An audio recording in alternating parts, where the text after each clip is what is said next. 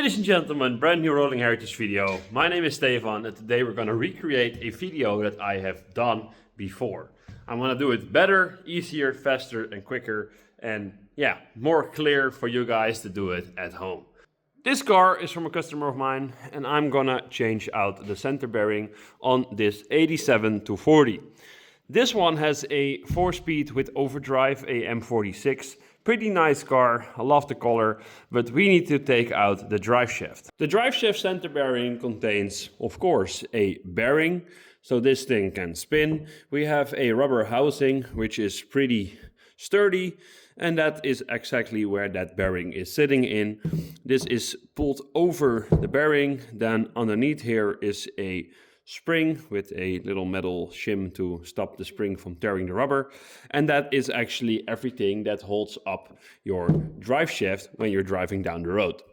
These things go bad, they get floppy, they get soft and they get saggy, and you need to replace them. Also, these bearings, they can lock themselves up, and what will happen is they will turn around inside of the rubber, but not like this, but with the full housing with them, and they will burn up your rubber cage. It will smell a lot like burning rubber underneath your car. It will sound like crazy, and it's not a good thing. So how do you know that your bearing and cage is done and like toast? Very easy. If you're driving down the road and you have a vibration in your car, it could be very well that this thing is done.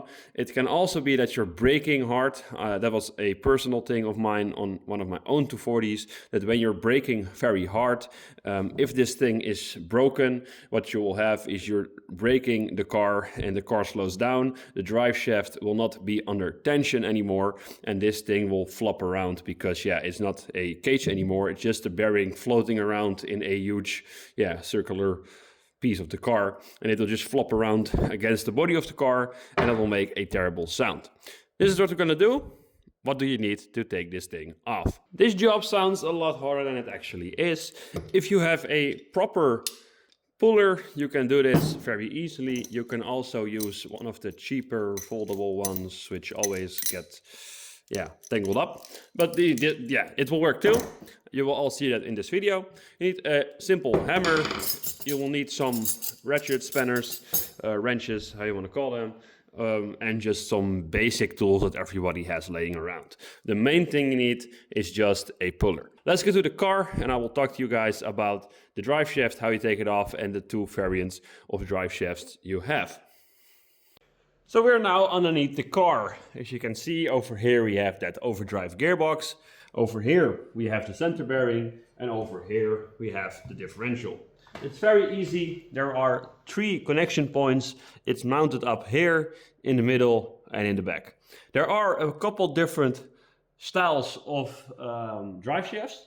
So this one is a 45mm drive shaft, and that's very important when you buy the bearings and the cage for your drive shaft, because there are 2 thicknesses of like bearing size, and of course if the bearing is bigger, you also need a bigger size of cage.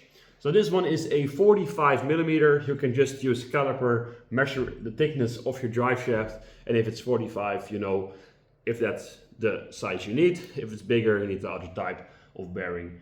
There are cars, especially in the later models, which have a hardy disc, which is a rubber coupling. You will see it now on screen, and that is mounted up with 3, if I'm correct, 19mm bolts. And that's also connected up in the back by the same type of mounting position as this one, which are a couple of bolts. And because this is an older type car, we don't have the hardy disc, and we have 4 bolts over here in the front too.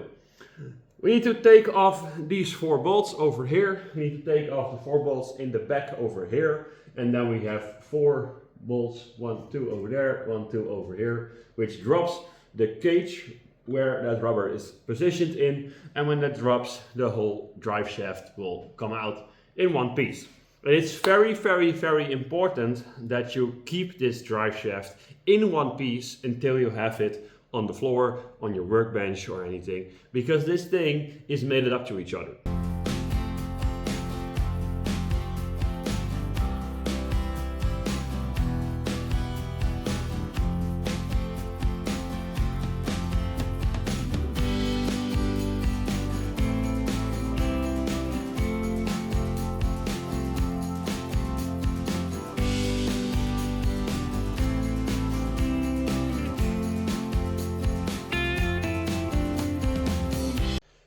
So we have a big and apart drive shaft.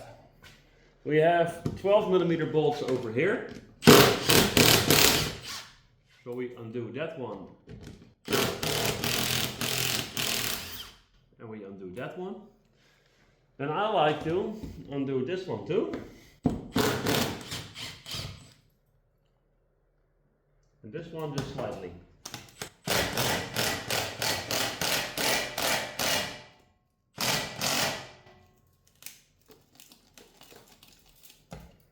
Okay.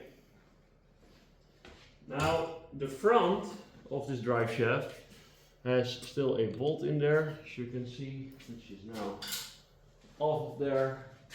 The rear has also still one bolt in there, which I'm taking out right now.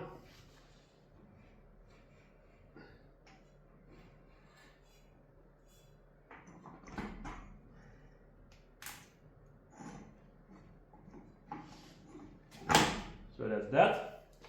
So the rear is now loose and the front is loose.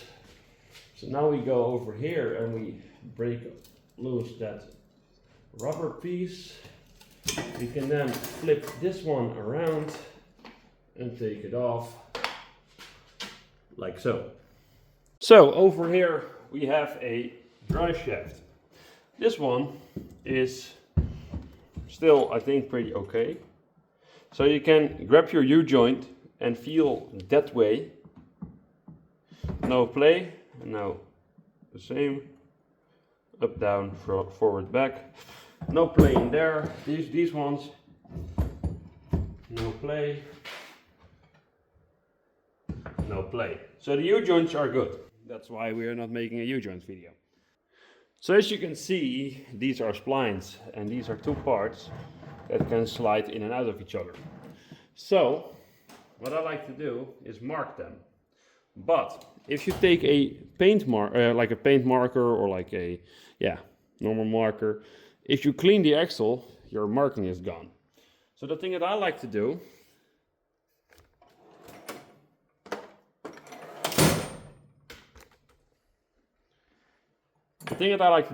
is I get a center punch and I go to like here.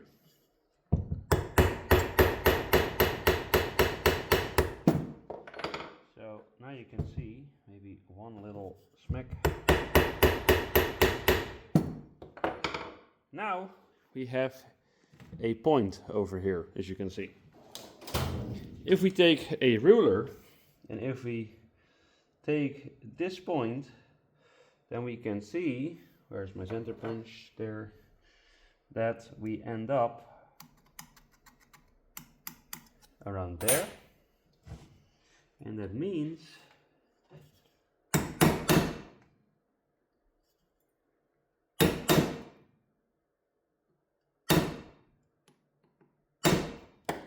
that right over there we have also a mark.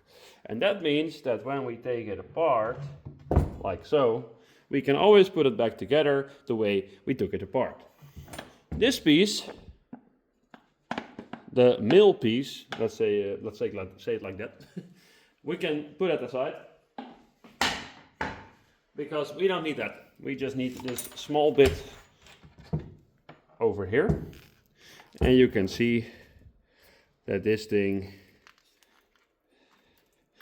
is pretty cracked and done. And normally they go pretty heavy around that bearing. They're pretty difficult to get on there. But here listen to that.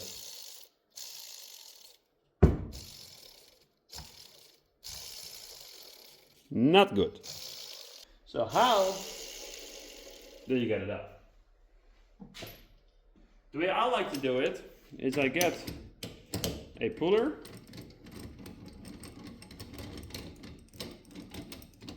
And I do it like this. And I just get an old tire iron or something else. You can also grab a block of wood or something. Just something you like. And then you just tighten it up. That scared the crap out of me.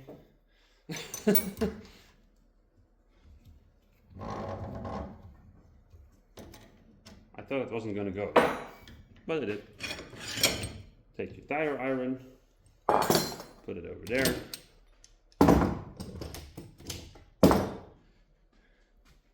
And there you have the old bearing, which is pretty beaten up. So, the new bearing needs to go on there. Of course, always check if your parts are actually the same, and they are. So that's very nice. And I like to get a bit of Scotch-Brite.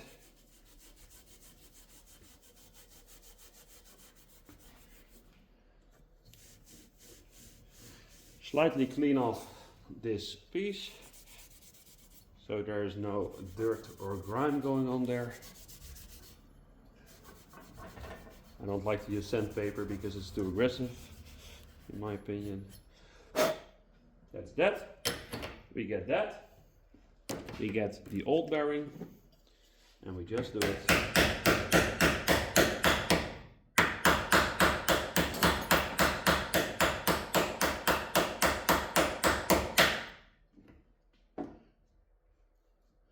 Okay, that's the first step.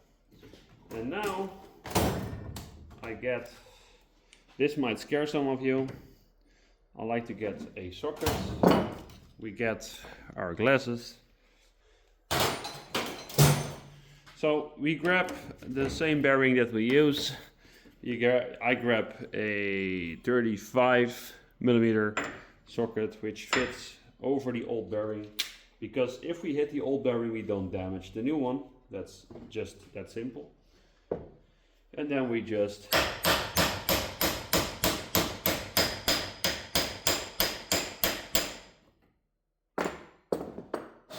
smack it on there. I think we're almost fully there. Almost.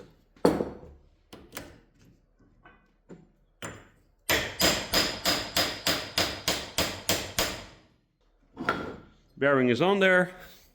And then we get to the very nice part of putting on the new cage. So looking at how the old one came off, it came off like so. So it was pointing with the points towards the other piece. That's how it came off, and that's how we're gonna put this one on. So this is a very, very not nice desk most of the time. So I like to press this little bit underneath, but it's just a bit of a fight. That's why I highly recommend using a vise to put your drive shaft in, because this can be a pretty nasty job.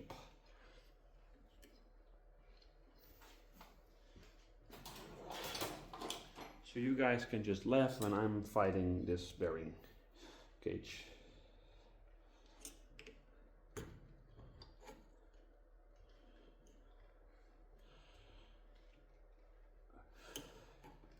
Don't put any grease in here, because if you put grease in here you might have the chance that you actually lubricate the bearing on the rubber and it will turn around inside of the cage, and that's not what you want. So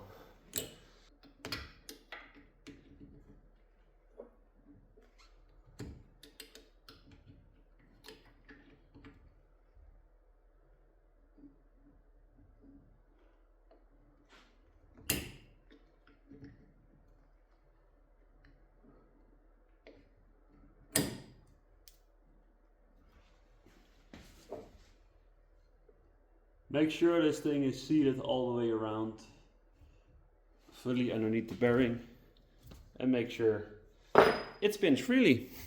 And that's everything you need to do. Then you're done. Whee! So yeah, from this to that. That is why we replaced these. Let's get the drive shaft back on the car, and yeah, I think we're almost there. So just to show you guys how you actually can line up these, we go to the piece we have just worked on. We look around and right over there we can see the little pin that we made. I hope you guys can see it. And when we see that, we can then go to our drive shaft over here. This is the one. We can then look if there's still grease on here. You can re-grease them, and this one is not necessary at all. And then we can just slide them inwards and make sure that these still line up.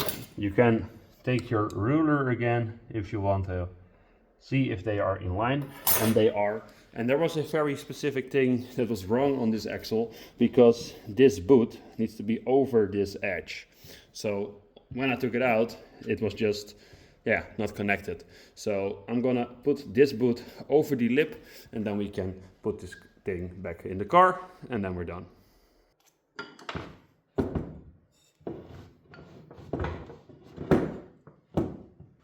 So as you can see now, the rubber is now behind the groove, and if you pull on this piece, you can see the rubber just moves freely like this rubber should. So that's done.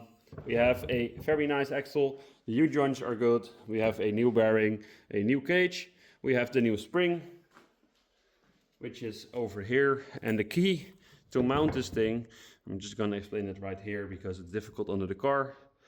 But you will take this perch, this little ring, you will put that on this little plug, which you see in the hole over there. There's like a little, like standing out rubber piece, if you can see.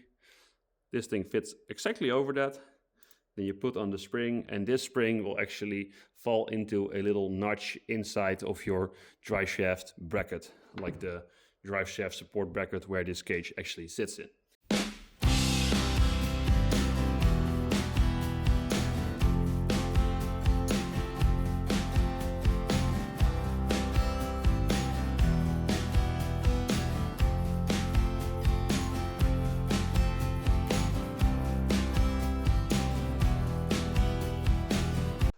Look at this.